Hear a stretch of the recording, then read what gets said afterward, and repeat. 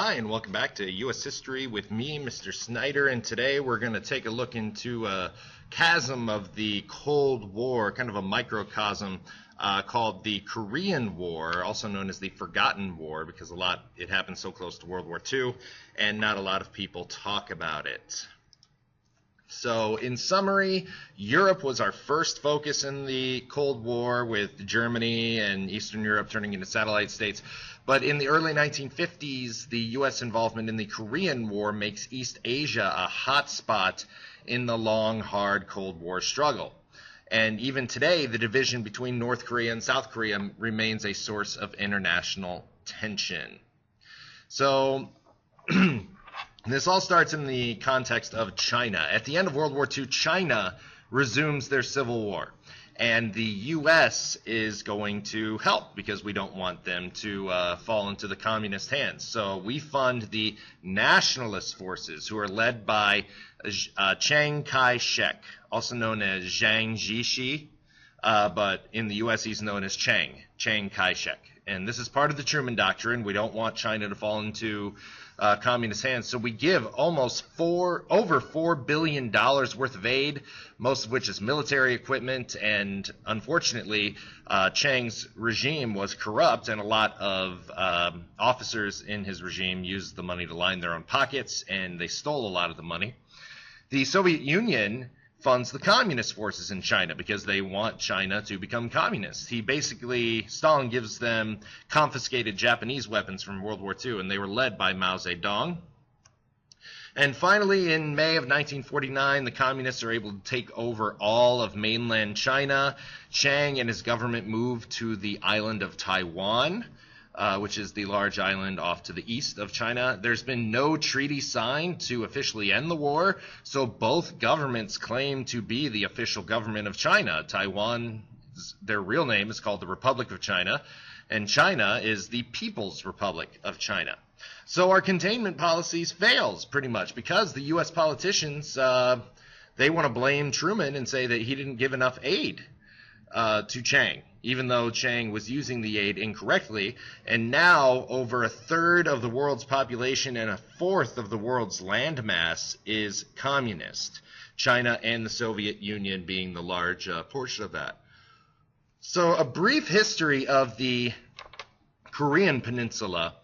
Japan rules Korea from 1910 to 1945, and they treat the Koreans as second-class citizens. They aren't very nice to the Koreans, we'll just say that. They're imperializing them. At the end of World War II, the Japanese soldiers surrender to U.S. and Soviet troops at the 38th parallel, and we decide that two nations should develop, one communist and one democratic. So the South becomes the democratic nation, and the North becomes the communist nation. And if you forget which is which, just remember China is communist as well, and that is the country directly north of Korea. So North Korea is also communist. The U.S. sees a chance to cut back on our troops there. We don't need to occupy it very long. So once we do, the USSR, or the Soviet Union, sees a chance to attack because they want to control the entire peninsula. So they do on June 25th, 1950. North Korean forces sweep across the dividing line at the 38th parallel and attack. 2 days later, as a part of our containment policy, Truman orders more troops to support South Korea's forces, who are pushed back all the way to the southeast corner in the city of Busan. The U.S. troops that were sent there, however, are poorly trained and poorly equipped. They were mainly troops that were used in the occupation of Japan after World War II. And Truman, this is also important because he sets a precedent here by not asking for a formal declaration of war from Congress, and future presidents go ahead and do the same. So the United Nations, newly formed, also gets in on this, and 16 UN members send 520,000 troops to help South Korea's 590,000 troops. They put General Douglas MacArthur in charge. He was in charge of the army in the Pacific during World War II, so he's going to lead these combined UN forces.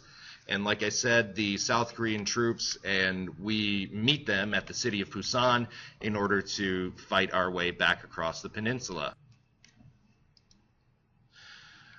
Basically, just a brief history of the Korean War. We counterattack in September 1950. UN forces MacArthur orders the UN forces to strike at the port of Inchon behind enemy lines, and this is further up the peninsula, so it's a surprise attack.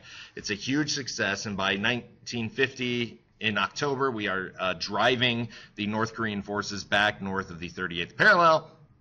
And now the United States has a decision to make. Should the war be over? Was the UN mandate accomplished and we should just call it a day? Well, the U.S. and the UN decide to try for a unified, independent, and democratic Korea. So we want the whole thing. We get a little bit greedy. So MacArthur continues to attack north of the 38th parallel. And by the end of November in 1950, the U.S. forces reached the Yalu River, which is the border with China, and we control the entire peninsula. Now, China has been saying, U.S. troops don't get near us, we will attack, you have no right to do this, and Truman and MacArthur basically don't listen to them. So at the end of November in 1950, China sends 300,000 troops as reinforcements to attack the South Korean and U.S. troops, and they are forced back to the 38th parallel. Now, Truman doesn't want this to go any further. He says, okay, we're back to the 38th parallel, let's just stay here. MacArthur disagrees with him. Truman doesn't want to get involved in a major land war that could require nuclear weapons, and this is a policy of limited war. We've achieved our goals, we should just pack up and call it a day. We're back at the 38th parallel.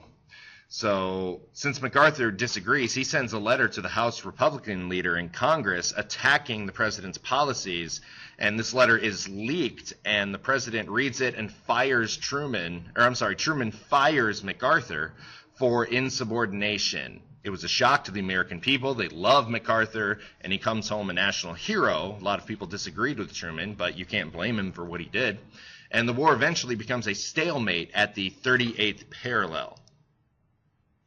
So a ceasefire between the two nations is reached in 1951, and an armistice is reached in July of 1953, but no official peace treaty has ever been signed. And you'll see some saber rattling every once in a while. North Korea will launch a missile at a South Korean island. They're not very stable. The costs of the Korean War are about 37,000 Americans killed, 108,000 wounded, prisoner of war or missing in action. There's still 7,500 soldiers missing in action from the Korean War. And the U.S. spent about $67 billion. And today, South Korea is one of our strongest trading partners. They thrive economically. They're democratic. North Korea is still communist. They suffer from famine and energy shortages. Kim Jong-un is their new leader, you can see here. A lot of people think he's unqualified, but it's basically a dictatorship, and Kim Jong-il was the dictator, and his father, Kim Jong-il's father, Kim Jong-un's grandfather, was the ruler of North Korea after this point in 1953. Short-term effects of the war? Well, Eisenhower, during the war, is elected in 1952 because he promises to put an end to this. And in 1953, he says unless we can get peace talks to end this thing, he's going to introduce nuclear weapons. Along with Joseph Stalin's death and sort of no leadership in the Soviet Union for a year or so, this convinces the communists to settle the dispute. So the two Koreas are divided still today along the 38th parallel, or near the 38th parallel. Another long-term effect is that the president can now commit U.S. troops without a declaration of war. They've done so and continue to do so. We will make a large part of our federal budget military spending. And also, we become a member of a new collective security organization in Southeast Asia called CETO, or the Southeast Asia Treaty Organization. It's aimed at preventing the spread of communism in Southeast Asia. So members are Pakistan, Thailand, the Philippines, Australia, New Zealand, France, Britain, and the United States are all aiming at preventing the spread of communism in Southeast Asia.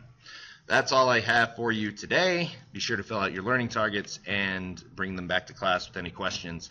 I'll see you then. Have a good night. Bye-bye.